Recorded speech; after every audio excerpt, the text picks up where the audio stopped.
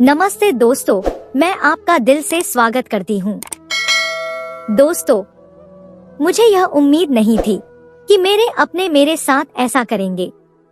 मुझे रास्ते से हटाने के लिए इस हद तक भी जा सकते हैं। मुझे यकीन नहीं हो रहा था। अगर एक बार भी मुझसे कह देते तो मैं खुद उन सब से दूर चली जाती। दोस्तों, मेरा नाम कविता है। मैं दुल्हन बनी अपने पति के साथ स्टेज पर बैठी हुई थी। उस वक्त में बेहद नर्वस थी। मैं अपनी किस्मत पर विश्वास नहीं कर पा रही थी। शायद इसलिए मैं हद से ज्यादा बदहवासी का शिकार थी। दुल्हन बनी स्टेज पर बैठी हुई मुझे लग रहा था कि सामने बैठे बाराती मुझे देखकर शायद मेरी किस्मत पर जलन कर रहे हैं कि देखो इस काली लड़की की किस्मत कैसी जगी है। एक खूबसूरत हैंडसम नौजवान जो कि बहुत अमीर है, उसका नसीब बन चुका है। मुझे लग रहा था कि सामने बैठे सब लोग सिर्फ मेरे ही बारे में बातें कर रहे हैं, या तो मेरे पति को देखकर उसकी किस्मत पर अफसोस कर रहे हैं कि कैसा हैंडसम नौजवान है और उसे इस काली लड़की में आखिर नजर ही क्या आया था, या फिर मेरी किस्मत पर हैरान हो रहे थे कि इतना खूबसूरत पति इस काली को कैसे मिल गया। यह सवाल तो मैंने भी खुद से उस समय किया था जब मेरा रिश्ता राजेश से हुआ था। काफी देर शीशे के सामने खड़ी मैं अपने पूरे शरीर को देखती रही, जो बिल्कुल मैं काली सी थी और मैं इतनी खूबसूरत भी ना थी कि कोई मेरे हुस्न पर फिदा होता। मैं एक आम शक्ल सूरत की लड़की थी और उस पर मेरा काली और बेदंगापन मुझे इस कदर बदसूरत कर चुका था कि कोई भी आंख भर के मुझे देखता तक नहीं था। मेरे लिए तो कोई ठीक ठाक घर का भी रिश्ता आ जाता तो मेरी माँ खुशी से मुझे विदा कर देती। उस समय शायद मैं इतनी परेशान ना होती, ना ही इतनी बदहवास होती जितनी कि राजेश से शादी होने पर हो रही थी, क्योंकि मैं जानती थी कि मेरे लिए किसी भी शहजादे का रिश्ता नहीं आएगा। लेकिन मेरे लिए जब राजेश का रिश्ता आया तब मेरे होश उड़े थे। राजेश अपनी माँ के साथ खुद मुझे देखने आया था। मुझे लगा था कि वह लोग मुझे देखते ही ऐसे ही उठकर चले जाएंगे, जैसे कि अब तक मेरे आने वाले रिश्ते मुझे देखकर उठकर चले जाते थे। लेकिन इस बार ऐसा नहीं हुआ था। वह लोग मुझे पसंद कर गए थे और सुनने में आया था कि मैं राजेश को बेहद पसंद आई हूँ। मुझे लगा शायद मेरे कानों ने कुछ गलत सुना है। मेरी छोटी बहन मुझे यह बता रही थी और खुशी से उसने मेरे मुंह में मिठाई का टुकड़ा डाला था और कहा था, दीदी राजेश तो आप पर फिदा ही हो गए हैं। यह कहकर उसने खुशी से मुझे गले लगा लिया और मैं हक्का बक्का उसे देख रही थी। यह कैसे मुमकिन था? वह तो एक बहुत ही हैंडसम नौजवान लड़का था, ऊपर से दौलतमंद भी था। ना तो गरीब था, ना ही उसमें कोई ऐसी कमी थी कि वह मुझ जैसी लड़की को पसंद करता, और ना ही मैं कोई बहुत ज्यादा दौलतमंद थी कि वह लालच में यह सब करता। इस रिश्ते को लेकर मेरे अंदर कई सवाल उठ रहे थे। क्यों मुझ में पसंद करने लायक कुछ ना था? मैं खड़ी हुई और आईने के सामने जाकर खुद को गौर से देखने लगी थी। अपने हाथों से अपने चेहरे के हर नक्शे को छूने लगी थी। आम से नेन नक्श, आंखें भी छोटी छोटी। मेरे चेहरे पर ऐसा कुछ भी तो नहीं था जिस पर राजेश का दिल आता। फिर मैंने अपने शरीर को देखा, जो कि मैं काली था। रंगत भी कोई जरूरत से ज्यादा सफेद न थी। राजेश की जगह कोई मामूली शक्ल सूरत का गरीब लड़का भी मुझे पसंद करता तो शायद मुझे इतनी हैरत ना होती। खैर, मेरी शादी भी जल्दी ही हो गई। अपनी शादी वाले दिन में बेहद नर्वस हो रही थी, बदहवास थी। ना जाने क्यों मुझे यह सब अपनी खुशनसीबी ही नहीं लग रही थी। ऐसा लग रहा था कि जैसे बात कुछ और है जिसकी मुझे खबर नहीं थी, क्योंकि मैं राजेश के चेहरे पर मैंने एक पल के लिए भी मुस्कुराहट नहीं देखी थी। खुशी का ऐसा कोई रंग नहीं देखा था जो कि दूल्हा के चेहरे पर होता है। जैसे जैसे समय गुजर रहा था मेरा दिल डर के मारे कांप रहा था। हो सकता है कि राजेश के घर वालों ने जबरदस्ती मुझसे शादी तय की हो। पता नहीं वो मेरे साथ क्या सुलूक करेगा। शायद शब्दों से मुझे बेइज्जत करेगा, मुझे मेरी कमियां दिखाएगा। लेकिन जो कुछ राजेश ने मेरे साथ किया मेरे वहमो गुमान में भी ना था कि मर्द का यह रूप भी हो सकता है। उसने तो शादी का फंक्शन खत्म हुआ था और मैं विदा होकर बड़ी सी गाड़ी में बैठकर राजेश के बंगले में आ गई थी। बहुत ही बड़ा और खूबसूरत कमरा था जहां मुझे लाकर बिठाया गया था। वैसे तो मेरी सास और नन्नद सभी मुझसे चाहत से दिख रही थी, कुछ देर में वह कमरे से बाहर चली गई। जैसे जैसे समय गुजर रहा था, मेरा दिल न जाने क्यों डर के मारे कांप रहा था। मुझे कभी भी अपनी अच्छी किस्मत पर यकीन नहीं आ सकता था, क्योंकि मेरे साथ जब भी अच्छा होता था तो बस कुछ पल की खुशी मुझे देता था। उसके बाद हमेशा वह खुशी मैंने गम में बदलते देखी थी। बचपन से आज तक मेरे साथ ऐसा ही होता आ रहा था। हम 2 बहनें थे और मैं अपनी बहनों में सबसे बड़ी थी, लेकिन मेरे लिए आने वाले रिश्ते मेरी छोटी बहन को पसंद कर जाते और अपनी माँ की बातें मुझे सुननी पड़ती। अभी मैं उन्हीं उलझनों का शिकार थी। तभी मेरे कमरे का दरवाजा खुला और राजेश मेरे कमरे में दाखिल हुआ। उसके हाथ में दूध का गिलास था जो उसने टेबल पर रख दिया। मैं कुछ सिमट कर बैठ गई थी, नजरें भी मेरी झुकी हुई थी। उस समय मेरे दिल में कोई भी जज्बा नहीं था। मैं नहीं जानती थी कि राजेश का व्यवहार मेरे साथ कैसा होगा। राजेश मेरे पास आकर बैठ गया, मुझे मुंह दिखाई की अंगूठी भी पहनाई। उसका व्यवहार वैसा ही था जैसा कि नए पति का होता है। मुझसे इधर उधर की बातें करने लगा, मेरी तारीफ भी की, मेरे हाथ की मेहंदी भी देखी। मैं अब वह थोड़ा थोड़ा रिलैक्स होने लगी थी। फिर मुझे दूध का गिलास थमा दिया, कहने लगा, इसे पी लो। मुझे भूख तो नहीं लगी थी, लेकिन मैं इनकार नहीं किया और दूध का गिलास मैंने पीकर साइड टेबल पर रख दिया। कुछ बातों के बाद मैंने अपने कपड़े बदल लिए। जैसे ही मैं बेड पर आई, मेरी आंखें नींद से बंद होने लगी थी। मुझ पर तेज नींद सवार होने लगी थी। राजेश अभी मुझसे बातें ही कर रहा था, लेकिन मैं नींद की आगोश में जाने लगी थी। कुछ ही देर में मैं गहरी नींद सो चुकी थी। सुबह जब मेरी आंख खुली तो वॉशरूम से पानी गिरने की आवाज आ रही थी। मैं फौरन से उठकर बैठ गई। मेरा सर अभी चकरा रहा था। मैंने सामने घड़ी की तरफ देखा तो 10 बज रहे थे। मेरी आंखों में अभी तक नींद का असर था। मैं रात में नींद में थी, लेकिन इतना जान चुकी थी कि राजेश मुझसे अपना हक वसूल कर चुके हैं। इस बात का थोड़ा सा दुख तो हुआ कि राजेश ने सोते हुए ही मेरे साथ सुहागरात मनाई थी।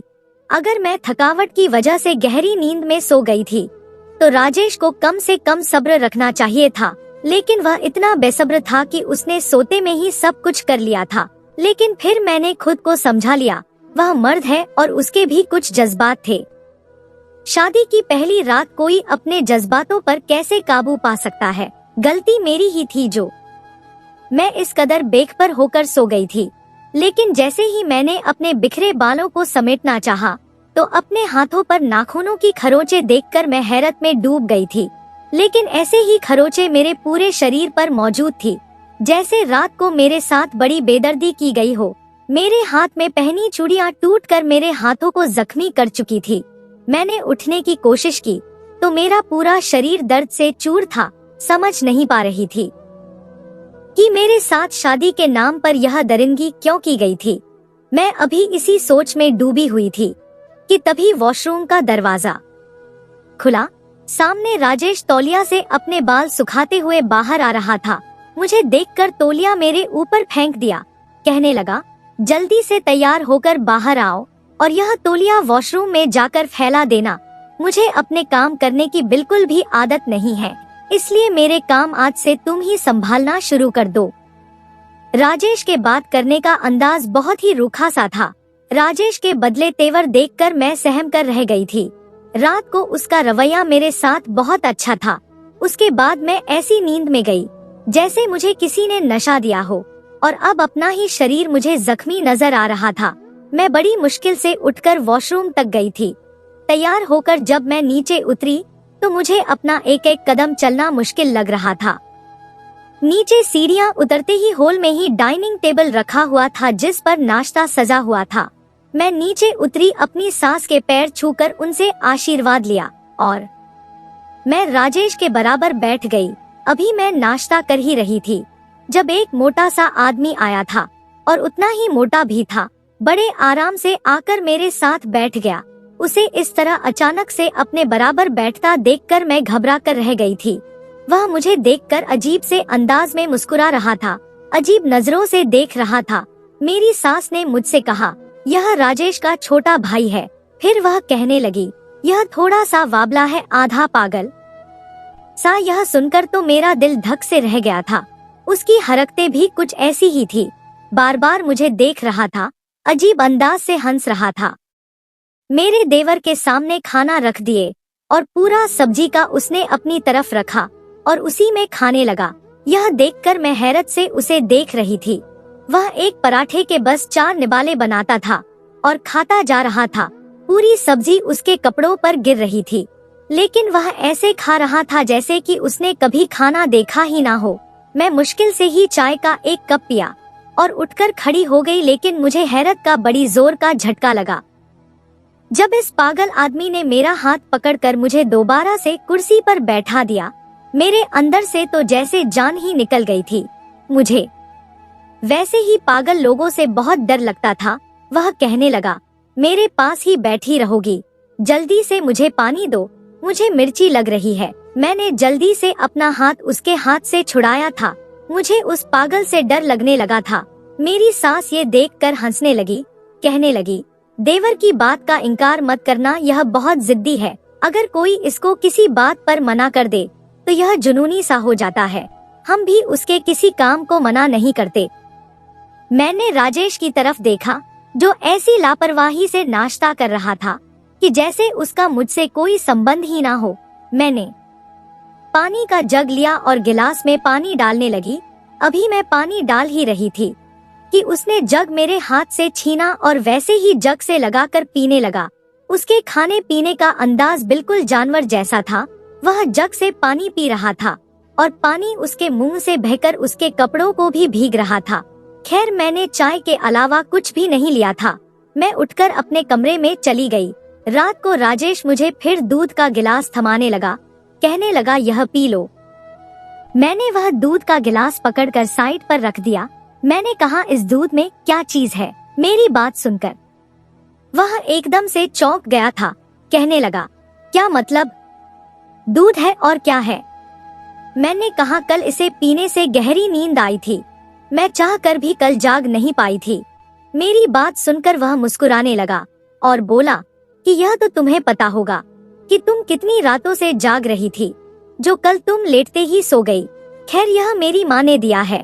वह कहती है, अगर औरत दूध पीकर सोए तो बच्चा खूबसूरत पैदा होता है और उन्हें अपना पोता या पोती बहुत ही खूबसूरत चाहिए। यह कहकर राजेश ने दूध का गिलास साइड टेबल से उठाया और मेरे होठों को लगा दिया। ना चाहते हुए भी मुझे वह पीना पड़ा, लेकिन जैसे ही मैंने दूध पिया, मुझे फिर से नींद से आने लगी थी। कुछ ही देर बाद मैं नींद में जा चुकी थी। सुबह मेरा फिर से वैसा ही हाल था जैसा कि शादी की पहली रात हुआ था। मैं अपने अंदर बहुत ज्यादा कमजोरी महसूस कर रही थी। मेरे गर्दन पर दांतों के निशान थे। उस समय मेरे कमरे में कोई भी नहीं था। तैयार होकर मैं बाहर आए तो हॉल में मेरा देवर, मेरी सास, ननद नाश्ता कर रहे थे। राजेश कहीं भी नजर नहीं आ रहा था। अपने देवर को देखकर तो मेरा दिल ही नहीं चाहा कि मैं टेबल पर बैठकर नाश्ता भी करूं, लेकिन मेरा देवर मुझे देखकर मुस्कुराने लगा। मेरी सास कहने लगी, आओ बैठो, नाश्ता करो। मैं अपनी नन्नत के बराबर में बैठ गई। मेरा देवर लगातार मुझे ही देख रहा था और रोटी पर रोटी अपने अंदर उतार रहा था। मेरी सास और नन्नद नाश्ता कर चुकी थी, इसलिए उठकर चली गई। मजबूरन मैं अकेली ही टेबल पर बैठी थी। जब देवर ने एक ऐसी बात मुझसे कही कि मैं दंग रह गई। ऐसी बात कोई भी आदमी नहीं कर सकता। यह बात तो बस पति जानता है या फिर वह लड़की, कोई तीसरा आदमी नहीं जान सकता। पर मेरा देवर कैसे जानता था? अब वह मुझे देखकर हंस भी रहा था। मेरी हालत अजीब सी होने लगी थी। मैंने सब कुछ वहीं छोड़ा और अपने कमरे में आकर बैठ गई और यह सोचने लगी कि रात को मुझे राजेश नशे वाला दूध क्यों पिलाता है। मैं उसकी पत्नी थी और वह मुझ पर पूरा हक रखता था। वह मेरे होशो हवास में भी मेरे साथ संबंध बना सकता था। फिर मुझे नशे में रखने का क्या मकसद था? और फिर मेरे देवर का ऐसी बात का कह देना जो सिर्फ पति पत्नी के बीच होती है, वह बात देवर तक कैसे पहुंची थी? और वह भी ऐसा आदमी जो कि आधा पागल था। मेरा सर बुरी तरह से चक्कर खाने लगा था। मैं नहीं जानती थी कि मेरे साथ क्या हो रहा है। मुझे कुछ ठीक नहीं लग रहा था। रात को जब राजेश ने मुझे दूध का गिलास दिया तो मैंने आज साफ मना कर दिया मैंने कहा आज मैं हरगिज यह दूध नहीं पीऊंगा, इसमें यकीनन नशे की चीज है। उसने गिलास मेरे मुंह को लगाया तो मैं पीछे हट गई और हाथ से गिलास पीछे कर दिया। मैंने कहा नहीं राजेश, आज मैं किसी भी कीमत पर यह दूध नहीं पीऊंगी। मेरा यह कहना था कि राजेश गुस्से करने लगा था। कहने लगा, क्यों नहीं पियोगे? देखो मैं बहुत ही जुनूनी टाइप का इंसान हूँ और तुम बिना नशे के मेरा जुनून सह नहीं सकती। तुमसे शादी करने का मेरा मकसद भी यही था। मैं जानता था कि कोई भी नाजुक शरीर की लड़की मेरी इच्छाओं को पूरा नहीं कर सकती, इसीलिए मैंने तुमसे शादी की है। इसलिए चुपचाप से जो मैं कहता हूँ उस पर इनकार मत करो और चुपचाप यह दूध पियो। और मैं यह तुम्हें बता रहा हूँ कि हाँ, इसमें नशा मिला हुआ है। मैं जानबूझकर तुम्हें बेहोश करके तुम्हारे साथ संबंध बनाता हूँ ताकि तुम मेरे जुनून को सह सको। उसने दूध का गिलास मेरे मुंह पर लगाकर मुझे पिला दिया।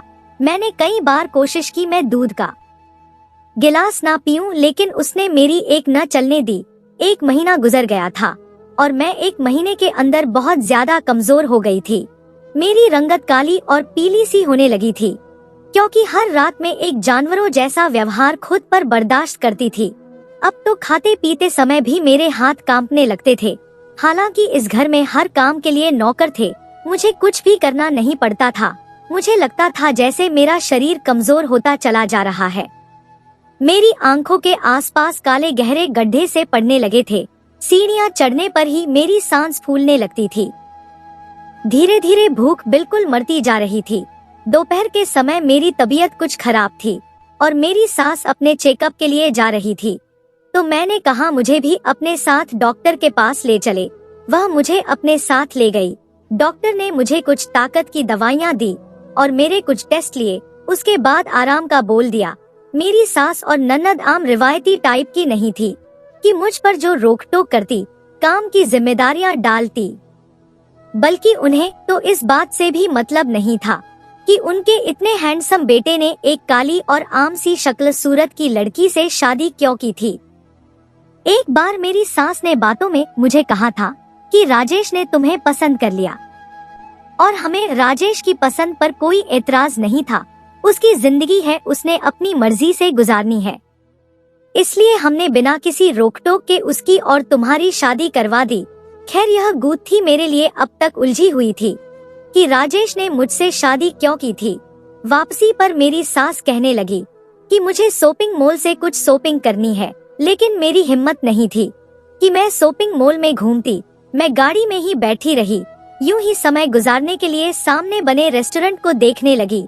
बहुत से लोग रेस्टोरेंट में खाना खाने जा रहे थे और कुछ वहां से निकल रहे थे कि तभी अचानक मेरी नजर राजेश पर पड़ी थी। और जिस लड़की को मैंने राजेश के साथ देखा, उसे देखकर तो मैं अपने होशो हवास खो बैठी थी। वह दोनों गाड़ी से उतरे और रेस्टोरेंट के अंदर चले गए। मेरी गाड़ी दूसरे मेन रोड पर थी और मॉल के सामने खड़ी थी। मेरी सास मॉल के अंदर जा चुकी थी। मैं गाड़ी से नीचे उतरी, रोड क्रॉस किया, उस रेस्टोरेंट में चली गई जहां पर राजेश और वह लड़की गए थे, जहां वह बैठे थे। दोनों की मेरी तरफ से पीठ थी। मैं खामोशी से पिछली सीट पर बैठ गई और ऐसे बैठी कि मेरी पीठ ही उनकी तरफ थी। जो बातें मैंने उनके मुंह से सुनी थी, सुनकर मेरा दिमाग चकरा गया था। मुझे लगा कि शायद किसी ने मुझे गरम खोलने तेल में फेंक दिया हो। अब मुझे मेरे हर सवाल का जवाब मिल गया था। राजेश ने क्यों मुझसे शादी की थी? क्या मकसद था उसका? यह मैं जान चुकी थी। यह सच मेरे लिए इस कदर तकलीफ देने वाला था कि मेरी आंखों से खुद व खुद आंसू बह रहे थे। मैं खामोशी से उठकर रेस्टोरेंट से बाहर आ गई। रोड पर जहां मेरी सास की गाड़ी खड़ी थी, ड्राइवर और मेरी सास गाड़ी के पास खड़े दाएं बाएं मुझे ही ढूंढ रहे थे। मैंने रोड क्रॉस किया और गाड़ी में आकर बैठ गई। अब भी मेरे आंसू बह रहे थे। मैं घर वापस आ गई, किसी से भी कोई बात ना की और कमरे में आकर बैठ गई। रात को जब राजेश मेरे कमरे में आया, उसने मुझे दूध का गिलास दिया तो मैं उसके हाथ से पकड़ लिया। फिर मैंने कहा कि मैं अपनी कुछ मेडिसिन बाहर भूल गई हूँ, हॉल में ही होगी, मुझे वो ला दो, मैं दूध के साथ ही खा लूंगी। इस 1 महीने में मैं चुपचाप उसकी हर बात मान रही थी। इसलिए अब उसे लगा कि शायद मैं वह दूध पी लूंगी। जैसे ही राजेश कमरे से बाहर गया, मैं बेड से खड़ी हुई और दूध खिड़की से बाहर गिरा दिया और अपने पास से एक मिल्क पैक निकाल कर गिलास में डाल लिया। मुझे यह जानना था कि राजेश रात को मुझे नशे का दूध पिलाकर मेरे साथ करता क्या है। जब राजेश कमरे में आया तो मैंने उसे मुस्कुरा कर देखा। उसने मेरी मेडिसिन मुझे दी और कहने लगा, तुम्हें क्या हुआ है जो तुम यह दवा खा रही हो? मैंने कहा, मैं आज डॉक्टर के पास गई थी। मुझे अपने अंदर बहुत वीकनेस फील हो रही थी, इसलिए डॉक्टर ने मुझे मेडिसिन दी थी। कहने लगा, ठीक है, खाओ मेडिसिन। मैंने अपनी मेडिसिन दूध के साथ ली और उसके बाद बेड पर लेट गई और ऐसा दिखावा करने लगी जैसे मैं नींद के नशे में जा चुकी हूँ। कुछ देर बाद राजेश कमरे से बाहर जा चुका था। मुझे वह बातें याद आने लगी है जो रेस्टोरेंट में मैंने राजेश और उस लड़की के मुंह से सुनी थी। वह लड़की कोई और नहीं बल्कि मेरी ही छोटी बहन थी। अपनी छोटी बहन को ही मैंने गाड़ी से उतरकर रेस्टोरेंट में जाते हुए देखा था। मुझे अपनी आंखों पर विश्वास ही नहीं हो रहा था कि मेरी छोटी बहन राजेश के साथ। इसलिए मैं गाड़ी से उतरकर रेस्टोरेंट में चली गई थी और उनके बिल्कुल पीछे वाली टेबल पर पीठ करके बैठ गई थी। राजेश मेरी बहन से कह रहा था कि वह ये ड्रामा अब और ज्यादा नहीं कर सकता। मेरी बहन कहने लगी, देखो जो काम तुम मेरी बहन के साथ कर रहे हो, उस हिसाब से वह बस कुछ ही महीने जिंदा रह सकती है, उससे ज्यादा नहीं। फिर हमारा रास्ता साफ हो जाएगा। वह कहने लगा, मुझे तुम्हारी काली और उस बहन को देखकर घिन आती है। मुझ जैसा खूबसूरत हैंडसम नौजवान किस तरह ऐसी बदसूरत लड़की को बर्दाश्त करता है, यह मैं ही जानता हूँ। तुम खुद को देखो, तुम कितनी खूबसूरत और हसीन हो, और अपनी बहन को देखो जो तुम्हारे पैर के नाखूनों के बराबर भी नहीं। बस मेरी मजबूरी यह है कि तुम्हें पाने के लिए मुझे उसे अपनाना पड़ा। यह मेरी तुमसे मोहब्बत की हद है। मेरी बहन मुस्कुराने लगी थी। कहने लगी, मैं जानती थी कि मेरी माँ कभी भी मेरी बड़ी बहन को छोड़कर मेरी शादी नहीं करेंगे, क्योंकि उसे छोड़कर माँ मेरी शादी नहीं करती था। और अब माँ ने पक्का इरादा कर लिया था कि जब इस काली लड़की की शादी करेंगी तभी मेरी शादी करेंगे। और फिर तुम मुझसे उम्र में 12 साल बड़े भी थे। मेरी माँ तो साफ मना कर देती, और फिर मैं जितनी खूबसूरत और हसीन हूँ, मेरे लिए रिश्तों की कमी ना होती। इसलिए मैंने सोचा, चलो मेरी बहन वैसे तो किसी काम की है नहीं, अगर वह मेरे काम यूँ आ सकती है तो क्या नुकसान है। कुछ ही महीनों में वह मर जाएगी और फिर तुम अपना रिश्ता मेरे लिए भेज देना। माँ फिर इस रिश्ते के लिए मना नहीं करेंगे, क्योंकि तुम उनके देखे भले हो गए, और मैं भी जिद करके माँ को मना ही लूंगी। मैं अपनी बहन की कही हूँ यह बातें सोच रही थी और मेरी आंखों से आंसू बह रहे थे। अपनी बहन की बातें सोचकर उसने मुझे अपनी शादी करने के लिए इस्तेमाल किया था। मैं बेड पर आंखें बंद करके लेटी हुई थी, ऐसा दिखावा कर रही थी कि मैं सो गई हूँ कि तभी कमरे का दरवाजा खुला। जो मेरे कमरे में दाखिल हुआ उसे देखकर मैं एकदम से उठकर बैठ गई थी। वह मेरा देवर था। उसने कमरे का दरवाजा बंद किया और मुस्कुराते हुए मेरे पास आने लगा। मैं फौरन से खड़ी हो गई। मैंने कहा, तुम मेरे कमरे में क्या कर रहे हो? मेरे पूछने पर वह कहने लगा, रोज मेरा भाई मुझे ही तो तुम्हारे कमरे में भेजता है, कहता है जाओ ऐश करो। मैंने कहा, निकलो मेरे कमरे से बाहर, लेकिन वह बाहर जाने के बजाय मेरे पास आने लगा। क्यों बाहर जाऊं? मुझे तो मेरे भाई ने भेजा है और रोज मैं ही तुम्हारे पास आता हूँ, तो आज बाहर क्यों जाऊं? तुम्हारे साथ रहकर मुझे बहुत मजा आता है। मैं खुद ही कमरे से बाहर जाने लगी तो वह मेरे सामने खड़ा हो गया। कहने लगा, तुम कमरे से बाहर नहीं जा सकती। मैंने कहा, अगर तुम पीछे नहीं हटे तो मैं शोर मचा दूंगी। मेरा यह कहना था कि उसने मेरे मुंह पर हाथ रखा और मुझे धकेलते हुए बेड पर ले गया। मैं इस 1 महीने में इस कदर कमजोर हो चुकी थी कि अपने बचाव के लिए हाथ पैर भी नहीं चला सकी। रात भर उस इंसान ने मेरे साथ जो किया, मैं रोती रही, लेकिन उस इंसान के अंदर तो जैसे कोई जंगली जानवर था। सुबह होते ही वह मेरे कमरे से बाहर निकल गया था। मेरा दिल चाहा कि मैं खुद को खत्म कर लूं, और मेरी बहन भी तो यही चाहती थी कि मैं मर जाऊं। अपने फायदे के लिए उसने मेरी जिंदगी नरक बना दी थी, मुझे बर्बाद कर दिया था। मैं यही सोच रही थी कि जब मेरे मोबाइल पर बेल बजने लगी थी और जब मैंने फोन उठाया तो मेरे डॉक्टर का फोन था। कहने लगी तुम्हारी रिपोर्ट्स आ चुकी हैं, तुम्हें स्लो पॉइजन दिया जा रहा है जो कि तुम्हारे शरीर में फैलने लगा है। अगर उसका इलाज नहीं करवाया तो तुम मर सकती हो। मर तो मैं गई थी। मेरी छोटी बहन जिसे मैं मासूम सी समझती थी, उसने कितना भयानक खेल खेला मेरे साथ। वह एक बार मुझसे कह देती कि उसे राजेश से शादी करनी है तो मैं खुद अपनी माँ से कहकर राजेश की और उसकी शादी करवा देती। हम 2 बहनें थे, 2 बहनों में बड़ी थी। राधिका सबसे छोटी थी और उसने यह कैसी भयानक चाल मेरे साथ चली थी। मुझे एक बार बता देती तो मैं उसकी भी शादी करवा देती। मेरे अंदर तो वैसे भी शादी करने का कोई अरमान ही नहीं बचा था। मैं अपनी माँ के साथ अपनी जिंदगी काट लेती, लेकिन राधिका ने जो किया था, मेरा रिश्तों से भरोसा ही उठ गया था। मैंने अपना सामान पैक किया और खामोशी से एक एनजीओ में चली गई और लोगों की सेवा करना अपने जीने का मकसद बना लिया। मैं नहीं जानती थी कि मेरी बहन ने राजेश से शादी की या नहीं। लोग मेरे बारे में क्या सोचते होंगे, मगर मैं सोचती हूँ जो पाप और जिल्लत की जिंदगी में वहाँ गुजार रही थी, मैं और नहीं गुजार सकती थी। अगर मैं सच्चाई सबको बता भी देती तो कोई फायदा नहीं था। यहाँ पर सच सुनना कोई भी नहीं चाहता। वह मुझे अपनी जिंदगी से दूर करना चाहती थी, मेरी जान लेना चाहती थी। मैंने खुद ही उसका रास्ता साफ कर दिया, क्योंकि आज भी मेरे दिल में मेरी बहन के लिए मोहब्बत बाकी थी। मैं ऊपर वाला से बस प्रार्थना कर सकती हूँ कि राधिका अपनी जिंदगी में खुश रहे। उसने मेरे साथ चाहे जो भी किया, लेकिन उसकी जिंदगी में कभी दुख ना आए।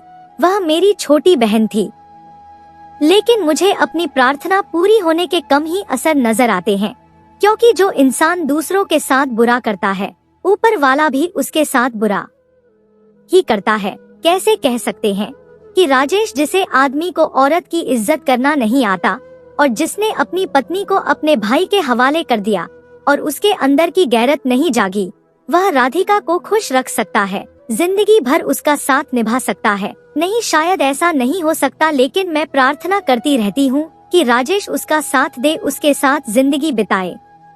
तो दोस्तों, यह थी हमारी आज की कहानी। आपको सुनकर कैसी लगी हमें कमेंट करके जरूर बताएं और हमारी वीडियो को ज्यादा से ज्यादा अपने दोस्तों में शेयर करें और हमारे चैनल को भी सब्सक्राइब कर लें ताकि आने वाली वीडियो का नोटिफिकेशन आप तक तुरंत पहुंचे। मैं मिलती हूं आपसे अगली वीडियो में, तब तक के लिए धन्यवाद।